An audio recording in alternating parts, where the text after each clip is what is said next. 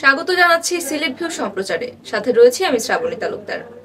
সিলেট মহানগরীর বিভিন্ন জায়গা থেকে একই স্থানে দুইটি মরদেহ উদ্ধার করা হয়েছে। একটি সিলেট নগরীর কাজীর বাজার ব্রিজের পাশে সুরমা নদীতে ভাসমান অবস্থায় এবং অন্য একটি ধুপাগুল বাজার এলাকা থেকে। পুলিশ জানিয়েছে, বুধবার সকাল 10:30টার দিকে কাজীর বাজারের পাশে সুরমা নদীতে ভাসমান অবস্থায় একটি লাশ পাওয়া যায়।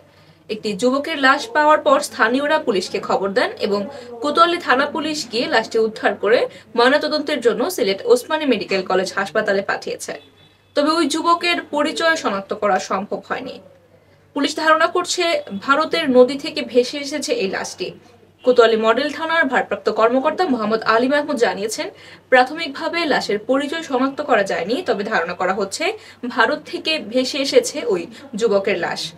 ময়নাতদন্তের পরেই জানা যাবে আসলে ওই যুবকের পরিচয় কি বা কি কারণে তার লাশটি ভেসে এসেছে নদী থেকে। এদিকে সিলেটের ধুবাকুল বাজার এলাকা থেকে আরো এক বৃদ্ধের লাশ উদ্ধার করা হয়েছে এবং জানা গেছে ওই বৃদ্ধের নাম ইদ্রিস আলী এবং তিনি গতকাল থেকে নিখোঁজ ছিলেন।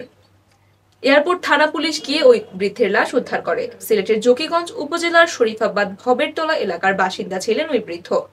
বুধবার সকালে স্থানীয়রা ধুবাকুল বাজারে ওই বৃদ্ধের লাশ দেখতে পেয়ে পুলিশে খবর দেয় এবং এয়ারপোর্ট থানা পুলিশ গিয়ে লাশটি উদ্ধার করে এবং ময়নাতদন্তের জন্য হাসপাতালে পাঠায়। ওই সময় স্থানীয়রা লাশটি দেখতে পেয়ে 999-এ কল করেছিলেন, তারপরে পুলিশ আসে। জানা যায়, এয়ারপোর্ট থানা পুলিশের সূত্রে জানিয়েছে যে নিহত ইদ্রিস আলী সুস্থই ছিলেন এবং গতকাল থেকে তিনি নিখোঁজ ছিলেন। এরপর আজ তার লাশ উদ্ধার করা হয়েছে ধুপাগুল বাজার এলাকা থেকে। তারও ময়নাতদন্তের জন্য লাশটি পাঠানো হয়েছে মেডিকেল কলেজ হাসপাতালের মর্গে এবং ময়নাতদন্তের পরেই জানা যাবে আসলে কি ঘটেছিল। তবে একই দিনে দুইটি লাশ পাওয়ার কারণে চাঞ্চল্যের সৃষ্টি হয়েছে এবং এটি নিয়ে পুলিশ তদন্ত করছে।